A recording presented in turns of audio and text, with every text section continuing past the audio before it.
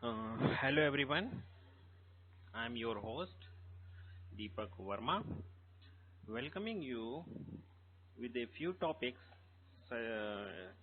gene library, PCR, DNA fingerprinting, and gene synthesis. So, first we discuss about gene library. So, gene library means what the need, what is this, and why we, what is the need for, why we make this such kind of library.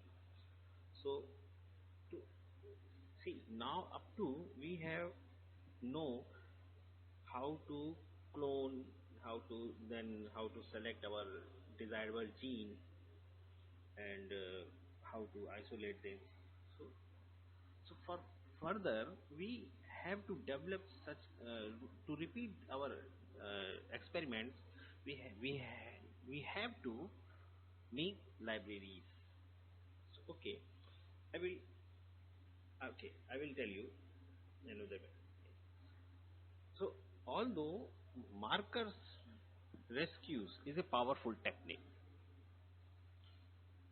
but it is not all embarrassing, and there are many important genes that cannot be selected using this marker technique. Many bacterial mutant are not auxotropes, so the mutant or wild type strains cannot be distinguished by plating onto a minimal or any other special medium. So in addition, neither markers rescue nor any other direct selection method is much use of providing bacterial clones of gene from animals or plant, as in this case the difference are usually so great that the foreign enzyme do not function in the bacterial cell. So, uh, an alternative strategy must therefore be considered. So what is that strategy? This gene library is that strategy. So this is where a large number of different clones are obtained and the desired one identified in some way. So, so the main purpose of making gene library is to identify a a clone. Okay. So now we how we make gene library. Now we have to came to know that. Okay, in the next slide. So as we know that the main use of lambda based vectors is to clone DNA fragments that are too long to be handled by plasmid vector. So a replacement vector such as lambda vector can carry up to uh, 23 base pair of 23 kb of new DNA, and some cosbit can manage fragments up to the 40 kb. So this compares with a maximum insert size of about 8 kb for the most of the plasmids. So the ability to clone such long DNA fragments means that genomic libraries can be generated. A genomic library is a set of recombinant clones that contains all of the DNA present in an individual organism. Such, such as an E. coli genomic library, for example, contains all the E. coli genes, so any desired gene can be withdrawn from the library and studied. Genomic library can be retained for many years and propagated so that copies can be sent from one research group to another. So now the the big question is how many clones are needed for a genomic library. See, means how, in a layman language, I mean to say, see, you go to a library, book library. So, how many books are there in that library? So, this is the question: how many clones are needed to for a genomic library? So the answer can be calculated with a formula. So this is the formula.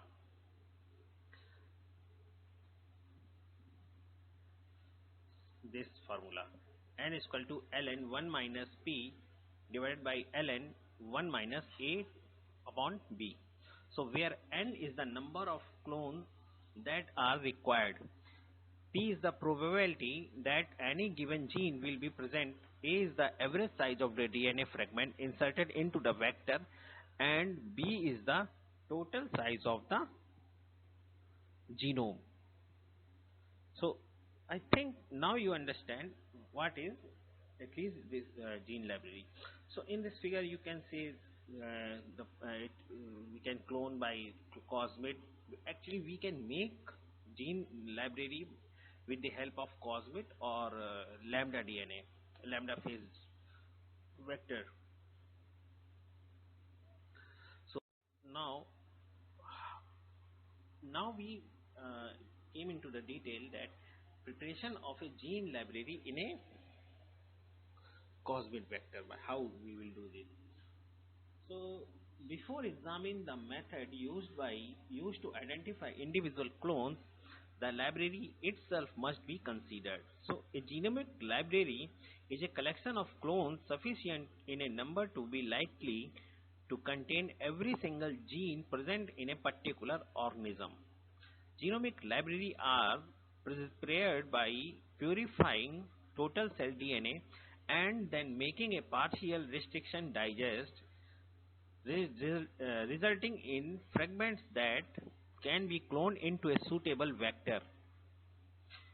Usually a lambda replacement vector, a Cosmate, or possibly a yeast artificial chromosome, bacterial artificial chromosome, or P1 vector.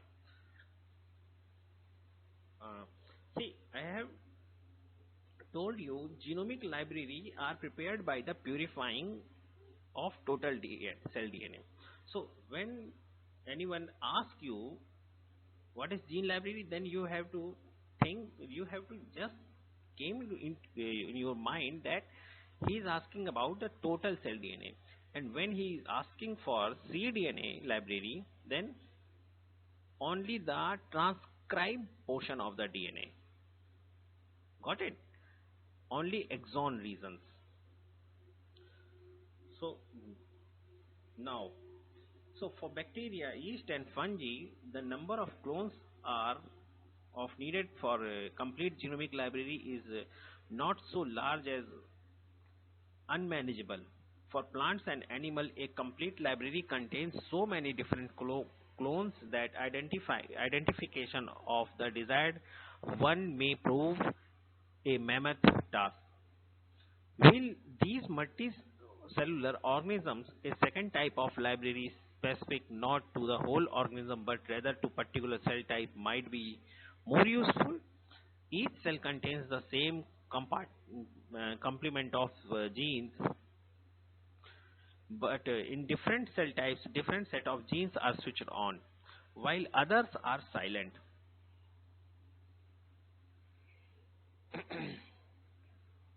See, now this next one. See, in here this type A.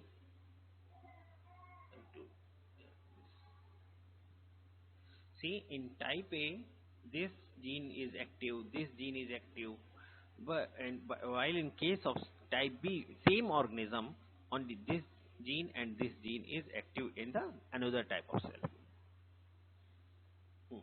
So only those genes are being expressed are transcribed into the messenger RNA. So if mRNA is used as a starting material, then the resulting clone would be comprise only a selection of a total number of genes in the cell.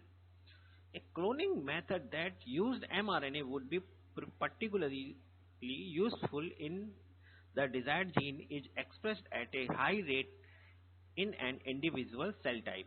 For example, a gene for gliadin, one of the nutritional important protein present in a wheat, is expressed at a very high level in cells of developing wheat seeds. In these cells, over 30% of the total mRNA specific gliadin, clearly if we could clone the mRNA from the wheat seed, we would obtain a large number of clones specific for gliadin.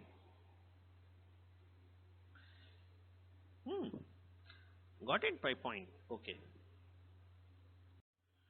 Now,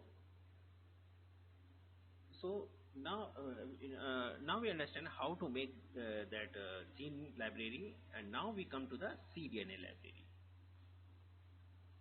So messenger RNA cannot itself be ligated into the cloning vector, but it can be converted into the DNA by complementary DNA cDNA synthesis. The key to this method is the enzyme reverse transcriptase, which I have discussed earlier in recombinant DNA enzymology for recombinant DNA toxicology video.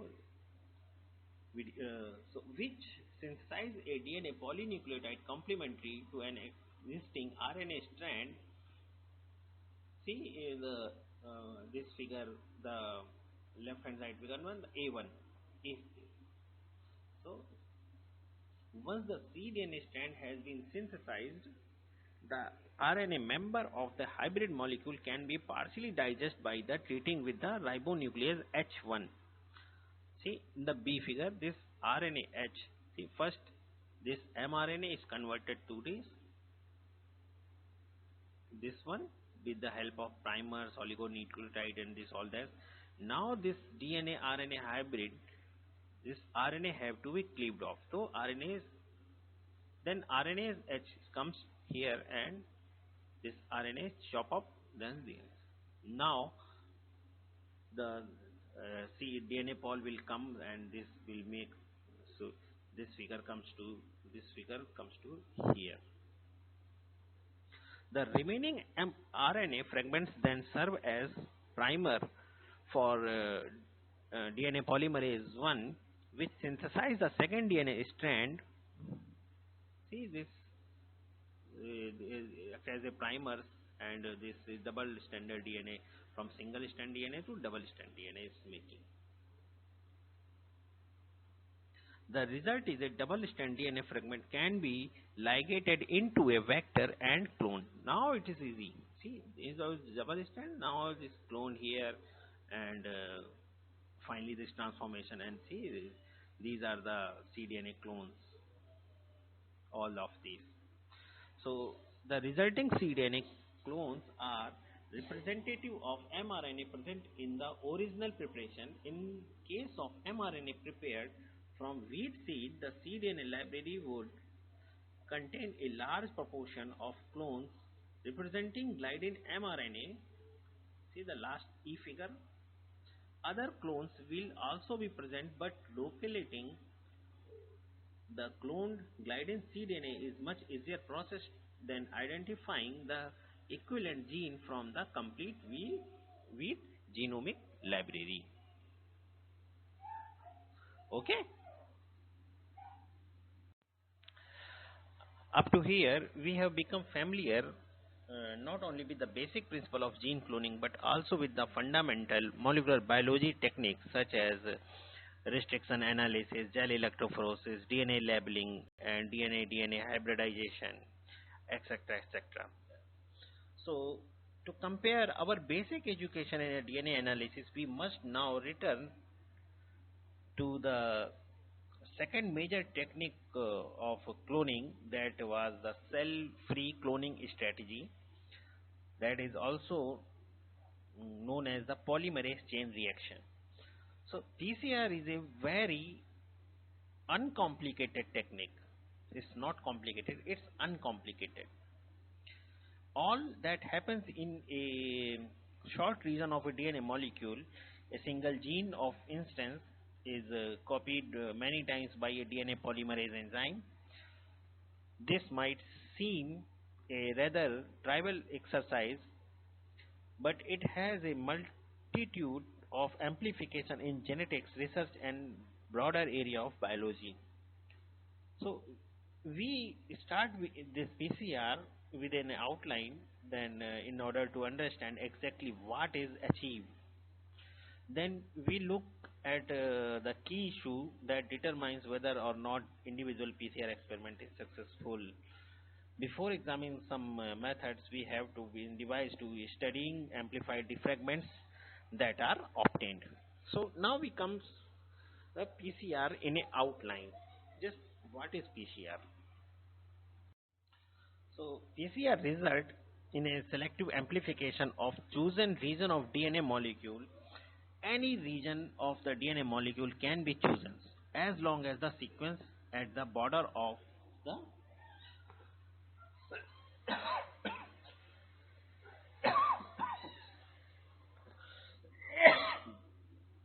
of the region are known.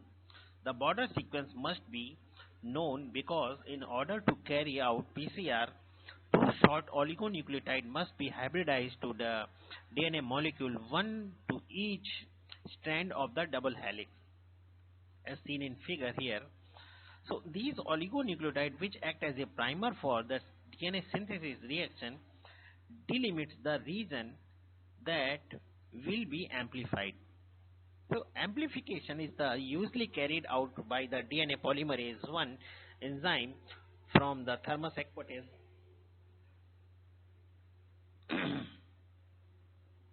It is this Taq polymerase is thermostable, which means they are resistant to denaturation by the heat treatment. So, as will be apparent very soon, the thermostability of Taq polymerase is an essential requirement in the PCR methodology. To carry out PCR experiment, the target DNA is mixed with the DNA polymerase, the two oligonucleotide primers and a supply of nucleotide. The amount of target DNA can be very little, very small, because PCR are extremely sensitive and will operate with just a single string molecule. The reaction is started by the heating the mixture at to 94 degrees centigrade, at which temperature the hydrogen bonds holding together the two polynucleotides of the double helix are broken, so that the target DNA becomes denatured into the single stranded molecule. So how this happens actually? So now we have to go to the next slide. See, say this D. Okay, sorry. This denaturation at 94 degrees centigrade, then all these double bonds, these bonds are breaks and the two polynucleotide chains separates to each other.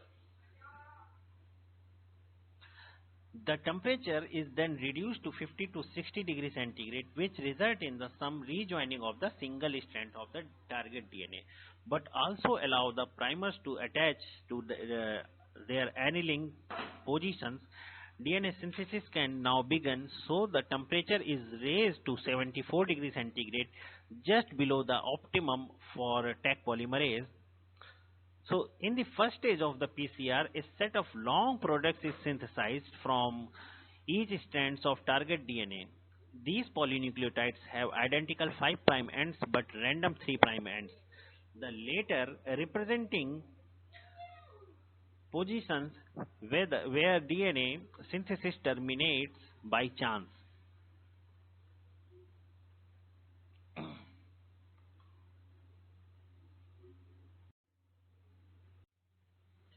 The cycle of denaturation, annealing, synthesis is now repeat many times. The long products denature and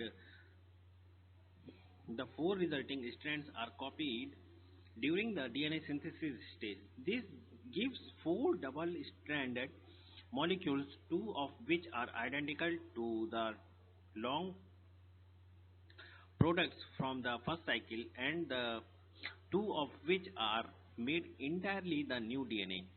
During the third cycle, the latter gives rise to short products, the 5' and 3' ends of which are both set by the primer annealing position. In subsequent cycles, the number of short products accumulate in the exponential fashion, doubling during each cycle until one of the component of the reaction becomes depleted. This means that after 30 cycles, there will be over 130 million short products derived from each starting molecule. So in real terms, equa- this equates to several microorganisms of PCR products from new few nanograms or less target DNA. At the end of the PCR, a sample of reaction mixture is usually analyzed using agarose gel electrophoresis. Sufficient DNA having been produced for the amplified fragment to be visible as discrete band after staining with the ethidium bromide or some other DNA binding dye. This may be itself provide useful information about the DNA region that has been amplified, or alternatively the PCR product can be examined by the techniques such as DNA sequencing.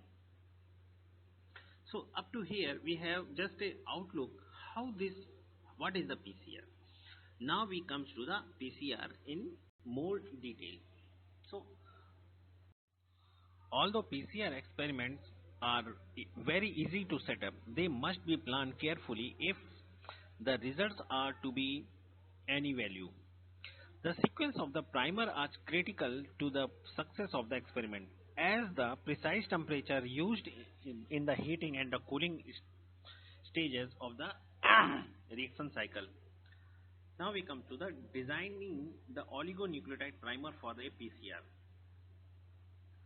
So the primers are the key the success or failure of the PCR experiment. If the primers are designed correctly, the experiment result in amplification of single DNA fragment corresponding to the target region of the template molecule. If the primers are incorrectly designed, the experiment will fail, possibly because no amplification occurs, or possibly because the wrong fragment or more than one fragment is amplified. See here in this figure here, clearly a great deal of thought must be put in the designing of the primer. Working out appropriate sequence for the primer is not the problem. They must correspond with the sequence flanking the target region on the template molecule. Each primer must of course be a complementary, not identical to its template strand, in order to hybridization to occur, and the 3' end of the hybridization primer should point towards the one another.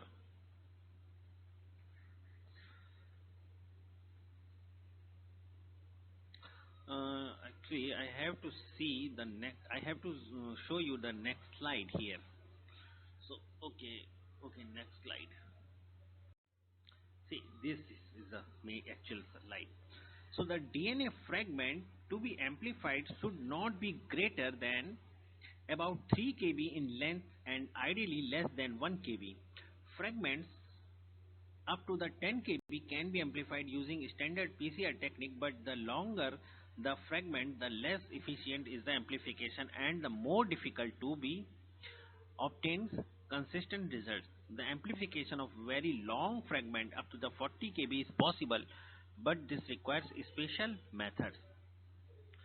The first important issue to address the length of the primer. If the primer are too short, they might be hybridized to non-target site and gives understand amplification products.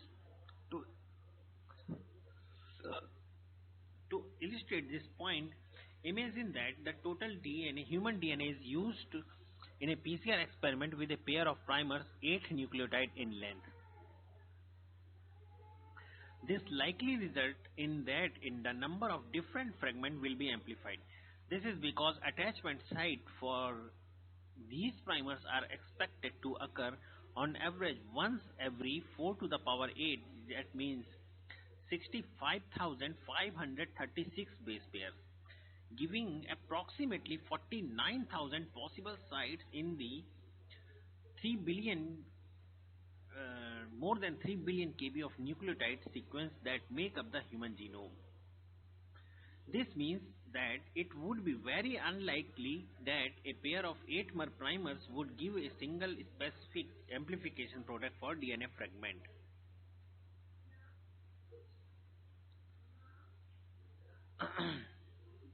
See, this is the next slide in the, see this one.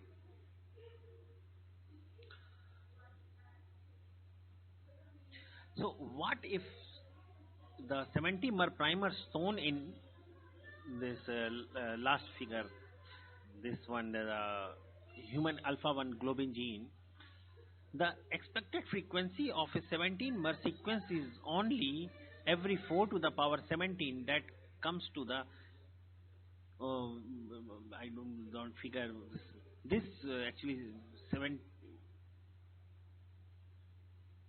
more than 70 billion. So this figure is much more than 5-fold greater than the length of the human genome. So the 70-mer primers would be the expected to have such one hybridization site in total human DNA. A pair of 17-mer primers should therefore give a single specific amplification product. See in the below one, the below figure. Why not simply make the primer as so long as possible? The length of the primer influences the rate at which it hybridizes to the template DNA. With long primers, hybridizing at a slow rate. The efficiency of primer measured by the number of amplified molecule product during the experiment is therefore reduced if the primers are too long, as complete hybridization to the template molecule cannot occur in the time allowed during the reaction cycle. In practice, primers longer than 30 mers are rarely used. Now we have discussed about the primers. Now we have to discuss the temperature. So working out the correct temperature to be used. So during each cycle of PCR, the reaction mixture is transferred between three temperatures. It's 94, and then your annealing temperature, whatever it is, and then the 74 degrees centigrade. So actually I have to make this one. See where I should, okay, I will make here. So this kind of thing. So this is your 95. This is somewhere around 45 to 65. Be practically I am telling you. And this is the 70.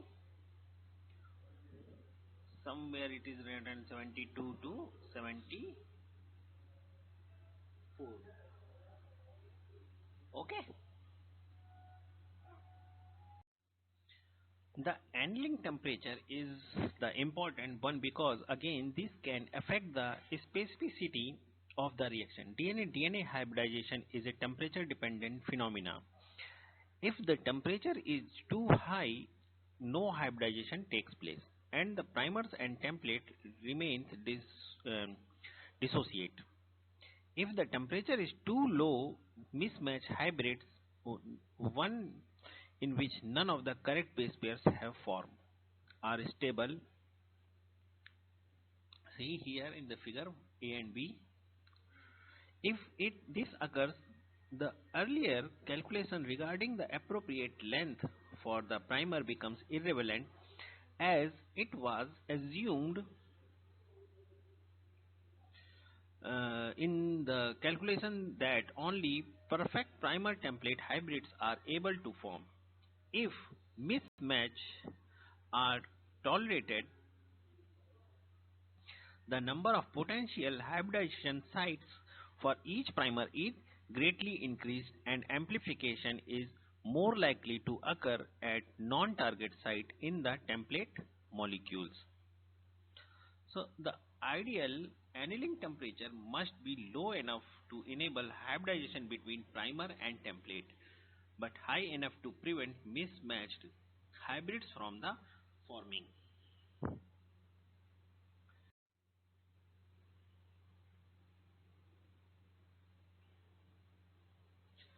This temperature can be estimated by determining the melting temperature or Tm of the primer template hybrid.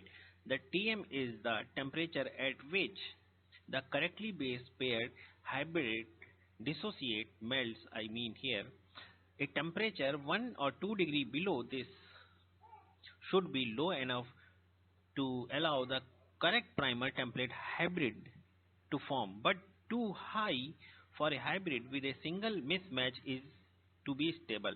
The Tm can be determined experimentally by but some in more usually calculated from this simple formula. Tm is equal to 4 into G plus C plus 2 A plus T degree centigrade. So if a primer we have Ag, Ac, Tc, Ag, Ag, Ag, Aa, Cc, then you calculated 4 Gs, 5 Cs, 7 As and 1 T.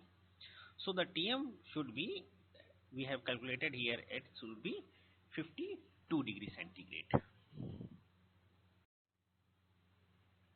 Now we comes to our next topic, that is the genetic fingerprinting, and sometimes and actually in commercially it is known as the DNA fingerprinting.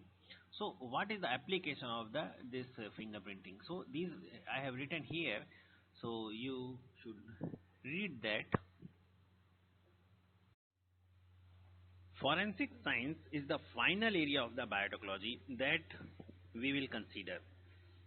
Hardly a week goes by without a report in the national press or another high profile crime that has been solved thanks to DNA analysis. The application of molecular biology in forensic center largely on the ability of DNA analysis to identify an individual from hairs, blood stains and other items recovered from the crime scene. So in a popular media, these techniques are called genetic fingerprinting. Though the more accurate term for the procedure is used today is the DNA profiling actually, but in general we called as DNA fingerprinting. So one by one, first we discuss about DNA fingerprinting. So the first method for the first method for using DNA analysis is to identify individuals was developed during the mid 1980s by Sir Alec Jeffrey. This this technique was not based on the types of polymorphic site listed, um, such as SNP, single nucleotide polymorphism, short tandem repeats, and this restriction fragment length polymorphism (RFLPs). But on the different kind of variation in human genomes called hypervariable dispersed repetitive sequence. As the name indicates, it is a repeated sequence that occurs at various positions. Dispersed. See, the term is dispersed I have used here. In the human genome, the key feature for the sequence is that they located at different position in the genomes for different people. So the particular repeat that was initially used in genetic fingerprinting contains the sequence that GGG, CA, GG, A and G, where N is any nucleotide. To prepare a fingerprint, the sample of genomic DNA is digested with restriction endonuclease. The fragments separated using agarose gel electrophoresis and southern blot prepared. Hybridization to blot for a labeled probe containing the repeat sequence reveals a series of bands, each one representing a restriction fragment that contains the repeat. Because the insertion site of the repeat sequence are variable, the same products carried out DNA sampling from second person will give a different pattern of bands. These are genetic fingerprinting prints of for those two individuals. See, I have to show you next slide also. See this one. See, this DNA profiling makes use of STR. So a gel obtained after DNA profiling here, this one, this four, I have to use pen. So this well, second, then third, then fourth. See? So in lane 2 and 3 are the same STRs. See, the same STRs, exactly same STRs. We examined these two people have different profile but have a band in common. Lane 4 shows the result of a multiplex PCR. See this is showing the multiplex PCR in which the three STRs have been typed in single PCR, and this capillary here in this here capillary gel electrophoresis can be determined the size of multiplex PCR. See this ABC. So this is A, this correspond to here, this B, this correspond to here, and this corresponds to here. Okay, so uh, this DNA profiling actually by PCR of short tandem repeats is, strictly speaking, genetic fingerprinting refers only to hybridization analysis of hypervariable dispersed repetitive sequence. This technique has been valuable in forensic work but suffers from three limitations. So what are the three limitations? So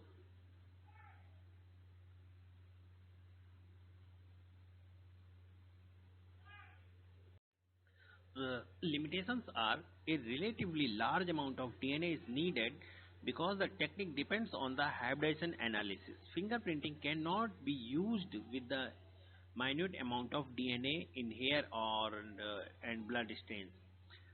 The second is the interpretation of fingerprints can be difficult because of variation in the intensities of the hybridization signal.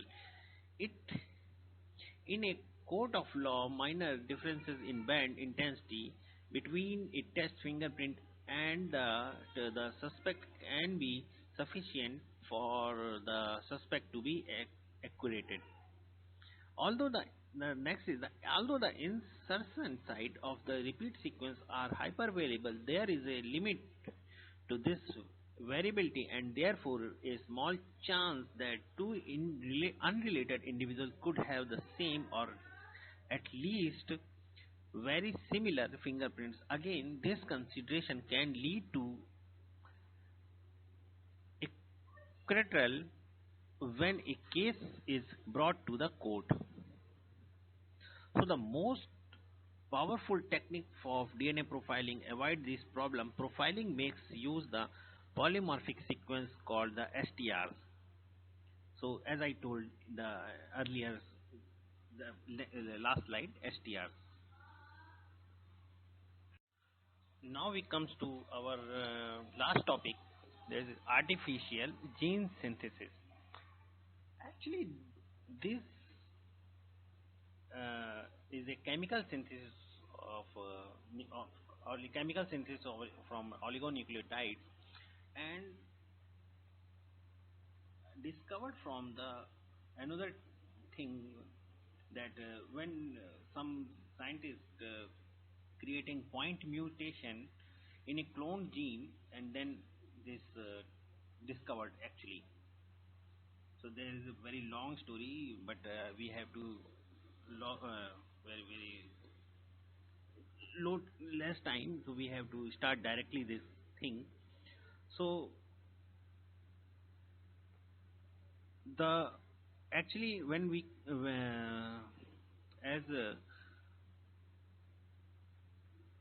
oligonucleotide directed mutagenesis starts with DNA in this one M13 vector and phase carrying the normal genes and all this plaque and created plaque containing some mutated gene. So an alternative for this thing would be construct a gene in a test tube placing mutation in all the desired position. So this approach is feasible that oligonucleotides of 150 units and longer can be made by chemical synthesis. The gene is constructed by synthesizing a series of partial overlapping oligonucleotides in the sequence of these oligonucleotides making up the desired sequence for the gene. The overlaps can be partial rather than complete because the gaps can be filled with a DNA polymerase and the final phosphodiester bonds synthesized with DNA ligase to create the complicated double strand gene. I have to see the figure actually. Now see this one. See this. We have artificially synthesized this part, then this part. See, these are the artificial part we have made. Okay. So if the restriction sites are included in the end sequence of the gene, then the treatment with the appropriate enzyme will produce sticky ends that allow to gene to be ligated into the cloning vector. And this process is called artificial gene synthesis. PCR can also be used to create mutations in cloned gene, although like oligonucleotide direct mutagenesis, but one mutation can be created per experiment. Various procedures have been devised. So as I have to see the next, so the next slide. See this. One of which shown in here, this example, the starting DNA molecule is amplified by two PCRs. In each of these, one primer is normal and forms fully base paired hybrid with the template DNA, but the second is mutagenic as it contains a single base pair mismatch correspond to the mutation that we wish to introduce into the DNA sequence. This mutation is therefore present in the two PCR products, each of which represent one half of the starting DNA molecule. The two PCR products are mixed together and the final PCR cycle carried out. So in this cycle, complementary strands from two products anneal to one another and then extended by the polymerase, producing full-length mutated DNA molecule. Okay, so now actually we have finished all four topics today. So I think you understand the things. If you face any problem, you can contact me. Uh, Thank you for listening. Thank you.